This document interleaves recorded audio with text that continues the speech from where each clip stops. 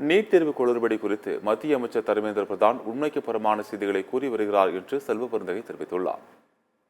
சென்னையில் ராயப்பேட்டையிலுடைய சத்யபூதி பவனில் தமிழ் மாநில காங்கிரஸ் கட்சி மற்றும் அதிமுக கட்சிகளைச் சேர்ந்த சுமார் 36 நிர்வாகிகள் காங்கிரஸ் மாநில தலைவர் செல்வ பெருந்தகை தலைமையில் அக்கட்சியில் இணைந்தனர்.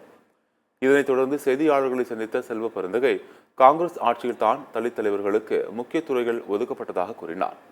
பாஜக தலைமையிலான மத்திய அரசை RSS தான் வழிநடத்தி வருவதாக குறிப்பிட்ட அவர் நீட் தேர்வு குளறுபடி குறித்து காங்கிரஸ் மீது பொய் குற்றச்சாட்டுகளை மத்திய அமைச்சர் பேசி வருவதாக தெரிவித்தார்.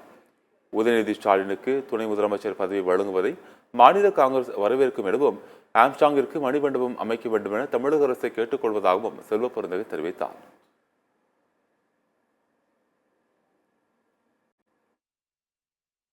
தர்மேந்திர பிரதான் அவர் இன்று காலையிலே பத்திரிகையாளர் சந்திக்கும் பொழுது சொல்லுகிறார், நீட்டில் காங்கிரஸ் செய்த குளறுபடிகளை நாங்கள் சரி செய்து வருகிறோம் என்று.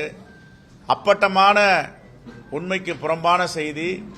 நீட் என்பது காங்கிரஸ் பேரியக்கத்தின் காலத்தில் வரவில்லை, தொடர்ந்து காங்கிரஸ் செய்தது என்று உண்மைக்கு புறம்பான குற்றச்சாட்டுகளை சில அரசியல் கட்சிகள், குறிப்பாக பாஜக தொடர்ந்து கோயபல்ஸ் வேலையை செய்து வருகிறது. காங்கிரஸ் பேரியக்கம் ஆட்சியில் இருக்கும் போது ஒருபோதும் நீட் வரவில்லை, பாஜக ஆட்சியில் தான் நீட் வந்தது. இதை வாதிக்க நாங்கள் தயாராக இருக்கிறோம். ஆகவே இப்படிப்பட்ட கோயபல்ஸ் வேலையை பாஜக தலைவர்கள் கைவிட வேண்டும்.